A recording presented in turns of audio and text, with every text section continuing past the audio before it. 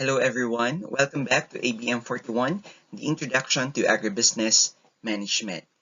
So we're done with Chapter 1, the overview of agribusiness, and Chapter 2, the agribusiness input subsystem. So in this session, we are going to proceed with Chapter 3, the agribusiness production subsystem. So if you can still recall in Chapter 1, uh, this production subsystem is consists of different organizations or institutions that are involved in different farm activities, whether it could be crop production, livestock production, or poultry production. So these organizations or these businesses comprise the agribusiness production subsystem. So I hope that you can recall that in our previous lesson. So this production subsystem is being considered as the core or the heart of the whole agribusiness system. The core, the heart. Why? Why? Why do you think so? So basically, all other subsystem in agribusiness revolve around the production subsystem. Since if we are going to imagine almost all of the things that we need in our daily lives, its raw material or its input is coming from the production subsystem. So basically, without the production subsystem, the whole agribusiness system could not work. Where are we going to source out our raw materials for the processed products? So basically, the agribusiness production subsystem is very important, meaning farm activities are very necessary. They play a significant role for a good agribusiness industry in our country. So in this chapter, we will be talking about the agribusiness production subsystem. So now, uh, for us to be able to have a, a good and productive production subsystem, there are several elements or there are several things that we need to consider, especially if you're going to engage in your own farm now or in the future. Especially in your timeline, I have read that some of you are planning to have their own farm in the future. So that is a very good plan. And these things that we are going to discuss in this session are somehow useful as your guide in formulating your strategies in managing your own farm. Okay, the first element for us to achieve an efficient production subsystem is market orientation. So, siguro nasumhan mo paminaw, balik-balik sa kuha about being market-oriented. But we cannot get rid about this fact that in agribusiness, we need to be market-oriented. So, every production must be market-lead. Meaning, again, that we need to produce a product, a variety of a product based on what is demanded in the market. So we need really to have a good market information, market signaling for us to plan ahead of time, to have a very good plan on what product to produce in our farm. Because we might produce a product which is not needed in the market, or we might produce a product that is not desired in the market, even though it has a good quality, it has uh, it is we it comes with large quantity, but what if it is not the one needed in the market? So for example, for rice production, for example lang ha, just a hypothetical example. What if you produce a variety of rice na NFA ang quality? Okay, you choose to produce this variety kay para makaless ka sa imong farm inputs. But then, what if the community doesn't like the eating quality of that variety? So, how will you expect that your rice, imong baligya ng rice, will be sold later on if it is not the one needed in the market? Sayang lang imong effort. Imong gihatag tanan, nya dili day ikaw ang gikinahanglan. Oh, hugot na pod. But it makes sense. It makes sense. Okay, wait. That's why to get rid about that issue or that problem, so we need to decide at the beginning of our production that we need to produce a product which is demanded and desired in the market. Okay, and remember that the products that might be needed or required today might not be the same products that will be required or needed in the future. Ikaw ang gikinahanglan karon, pero posible dili na ikaw ang kinahanglanon sa umaabot. Hugot na pod. But then that is true. Especially, di ba, remember that people or customers has changing taste and preferences. What they like today might not be the same product that or service that they like in the future. Inana pod baya mo. Sumhanon pod baya mo. Gusto ninyo karon pero ugma sunod adlaw di na mo ganahan. That is very true. Even in agribusiness.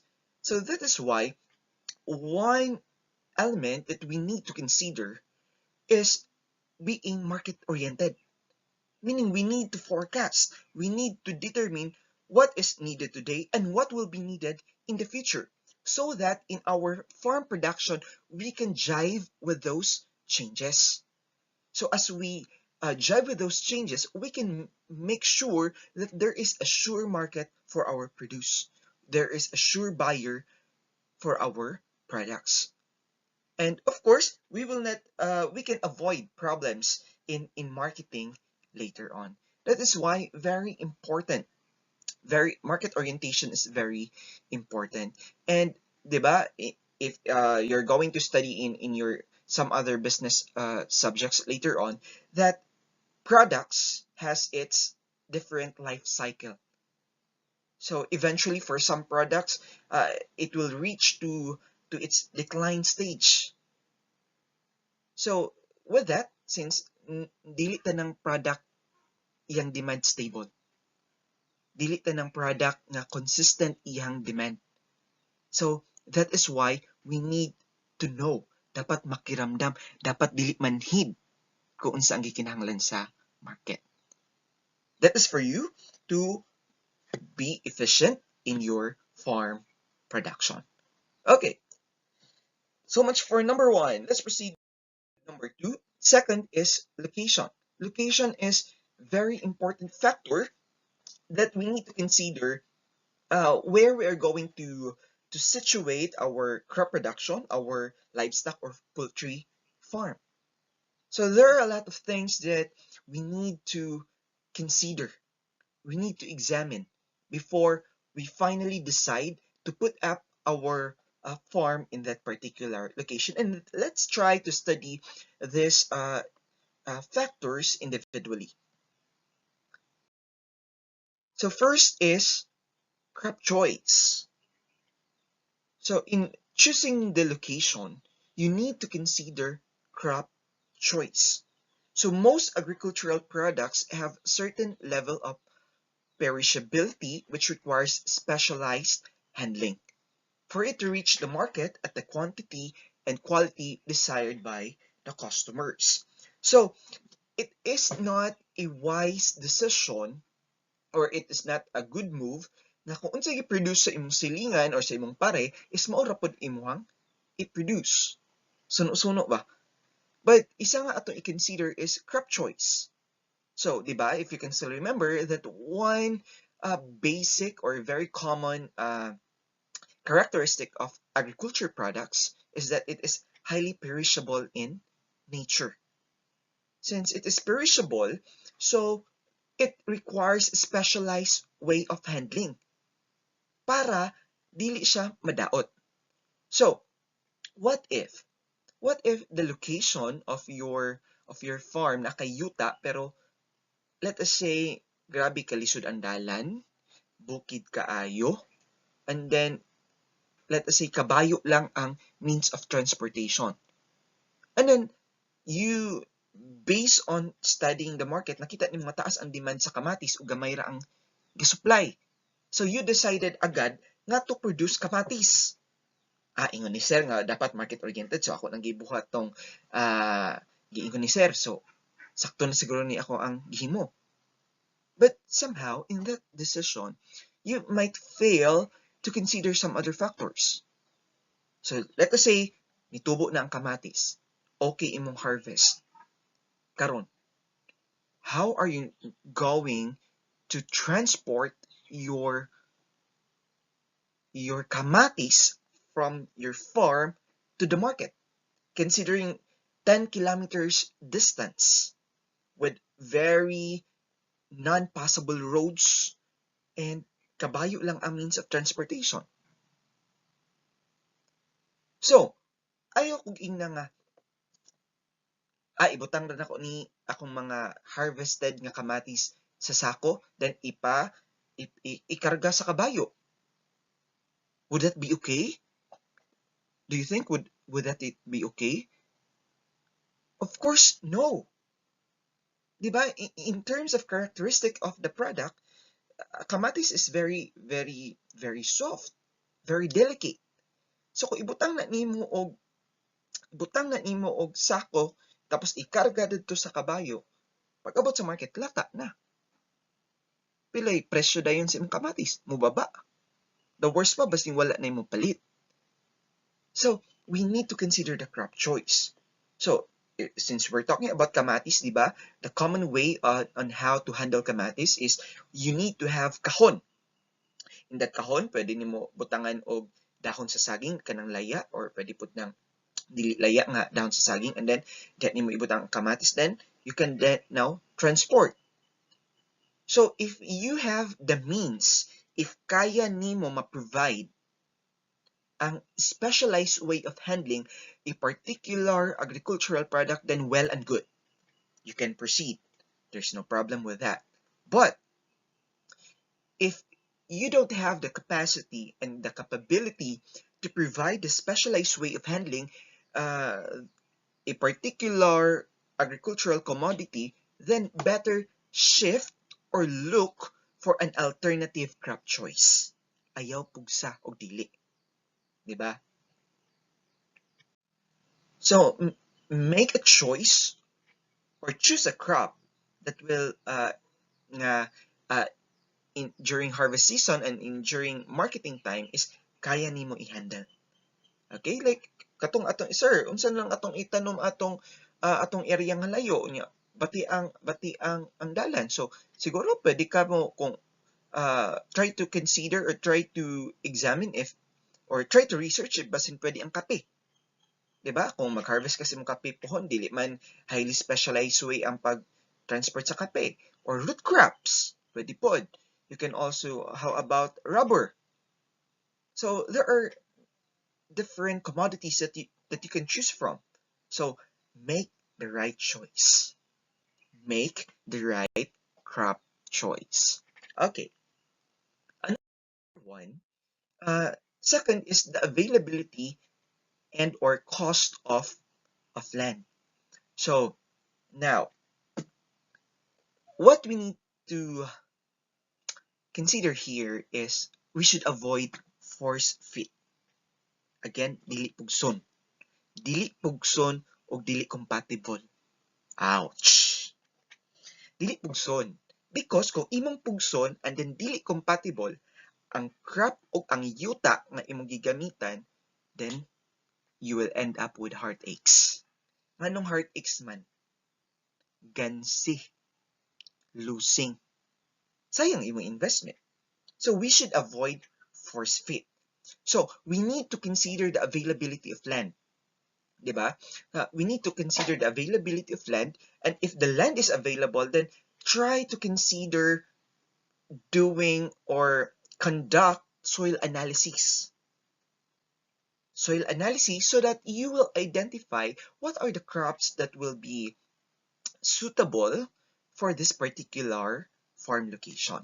Para dili mag heartbreak at the end.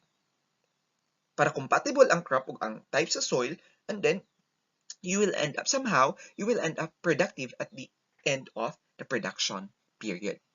And if you can observe, no, that, and we discussed several times in our other subjects, that most of the agricultural lands now are being converted into industrial purposes. Some are converted into housing facilities. So gakagamay o gakagamay ang available land for agricultural production, and in terms of cost of land, ga-increase. So, sir, mahal kayo ang yuta unya kung magtanuman ako ni og mais, humay ang kilo sa farm gate tag G's. Gansihon ko, unsa man akong buhaton ani?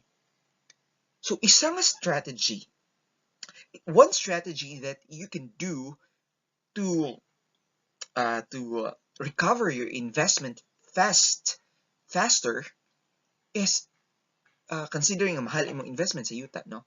So, isang strategy that you can do is try to plant high-valued crops. Try to grow high-valued crops. Like kaning mga broccoli.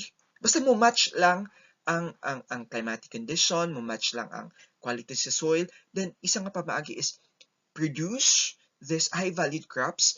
You research unsa ni nga mga high-valued crops, then unsa kang pwedeng nga suitable ani nga yuta, ani nga environment, para during marketing period you can command, or your produce command for a higher price.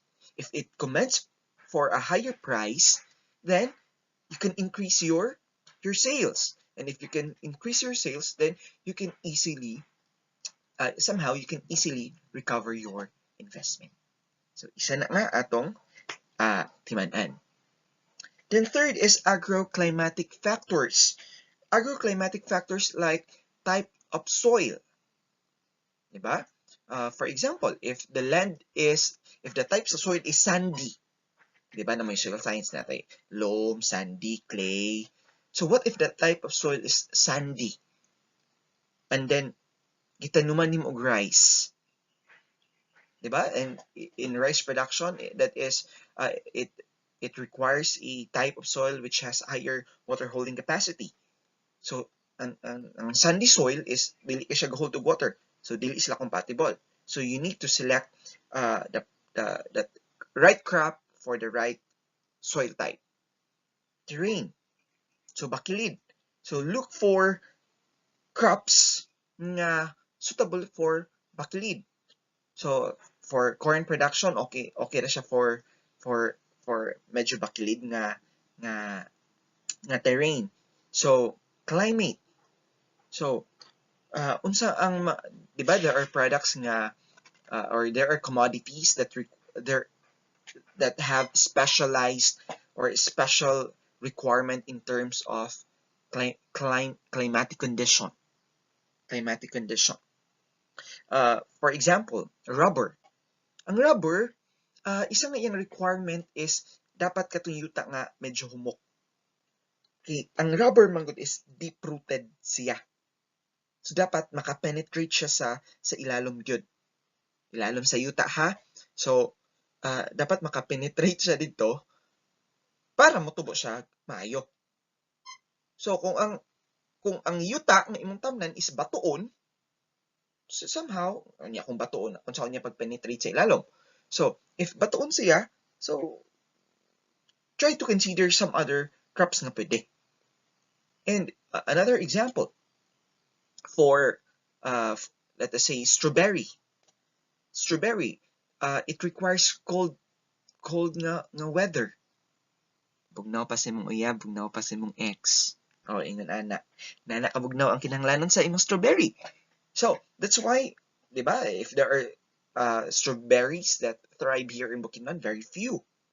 So asa siya ga-thrive best? So in Benguet, in Baguio. So It's because it can mahatag niya ang climatic factors nga iyang kinahanglan.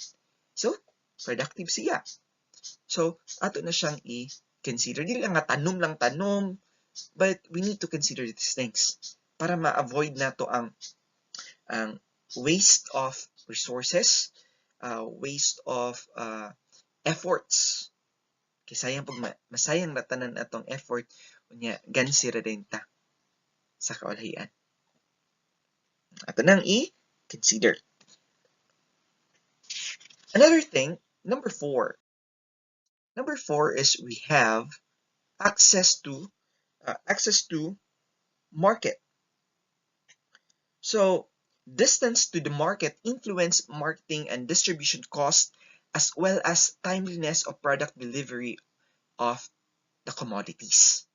So, isang rason nga nganong mahal ang mga gulay, ang mga otanon.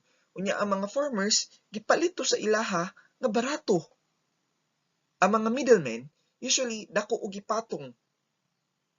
Siguro isa sa rason nga nung dako ilang gipatong is dako ilang bayad sa transportation, sa pagkarga sa mga farm commodities, sa farm produce to the market.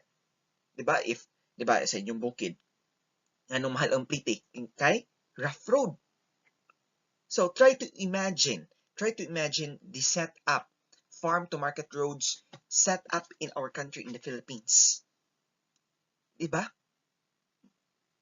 Most of it are rough road. So mo take advantage po dayon ang mga logistic nga mga businesses, mga transport. So mupatong sila, mo presyo sila taas. So asa day na ihapak dito sa imuhang commodity. Pag abot lang consumer, mahal na ang product. Dili na competitive ang price sa imong produce. So gansihon ka na. And this access to market also affects the quality of the commodities, of the product. For example, 20 kilometers farm padulong sa market, kamatis. What if nadautan ka along sa dalan, and then walay duol nga mga vulcanizing shop or gasolinahan or some other transportation needs nga maka-provide. So let us say na ulian imo sakyanan 2 to 3 days. And then pag abot sa market, ang hinog ng kamatis lata na. Kay lata ng kamatis, can it command for a higher price? Basically, no. Kasi ang uban, ipanglabay na lang. So, imbis unta nga malipay ka, kay makadako ka ginansya, but then, what happened? Gansi. So, dako ni nga problema having poor access to market. So, isa po nga to i-consider nga, let's try to look for a location with good access to market, although the government is doing its best to provide good farm to market road, but then, sad to say, it's not enough. It's not enough. That is reality. So, according to our data, that 90% of farm to market roads in the country are made up of sand and gravel. So sa kanato makadalanan, may nalang sa isa ka tuig matambakan og balas or matambakan og limestone. But then, do you think that limestone nga gipang tambak og grades sa mga kadalanan would sustain for the whole year? Diba? Its use or the benefits that it can provide is good for just 2 months, 3 months, for short term. Short term lang. Diba? And especially for rainy and wet season, those roads are not being passable. Di kayo maagian. Diba? Labaw na if agian og dagko nga mga truck, mga bangag, mga daot. So, problema. So, again, we're talking about location. So, try to look for a location for your farm production or for your farm operation with good access to market, if possible. The next, number 5, is support industries. The existence of support industries. So, it includes supply of inputs, packaging materials, transport and storage services, and financial institutions. So for the presence of this support industries is very necessary to make your operation flow smoothly. For example, if you have hog production, siguro or poultry production, imong gibutang sa layo para dili makadisturbo sa mga tao sa community. But then what if wala po'y gapamaligya og feeds? What if mahutdan ka og feeds? What if sa pikas munisipyo pa ang naigabaligya og feeds? Or mga tambal sa imong kahayupan? So that could pose a possible problem in your operation. So mas maayo if in the location is that there are support industries available. Kung magkarga ka na ay masuhulan nga sakyanan nga available. Something yun ana. If nag sugarcane production ka, naabay tubo-tubo available. Naabay labor, naabay tapasero nga available. So isa na nga tong i-consider the existence of this support industries. Without them, then dakong problema. Okay, dapat na ay suporta. Suporta gikan sa nagkalain-lain nga mga industriya. Okay. Then number 6, existing infrastructures. So this includes irrigation and water supply, power, telecommunication facilities, transport network. So especially if you would like to go into rice production, so isa nga i-consider din mo na ba irrigation facility available. Kaya kung wala, delikado. Ay kung ikaw pa ang magpahimo og irrigation facilities. Unsa ni, thank you Shopee nga the creation or the establishment of irrigation facilities is very costly. Farm to market roads. Ay kung ikaw magpasiminto, di ba? So mas maayo if these infrastructures are already existing. These infrastructures are already available para di ka maglisod. Walay signal. How are you going to gather information about the market? How will you know the current prices in the market if you don't have signal? There is no means of communication. Saan nimo pag contact imong target buyers? So it would be a problem. So also try to consider existing infrastructure. Munang ayaw bangga lang ng bangga. Okay, so let's try to consider several things. 7, availability of labor. If the crop being produced has similar cropping calendar as the major crops in the area, the supply of labor could be tight, and training of permanent employees is a must.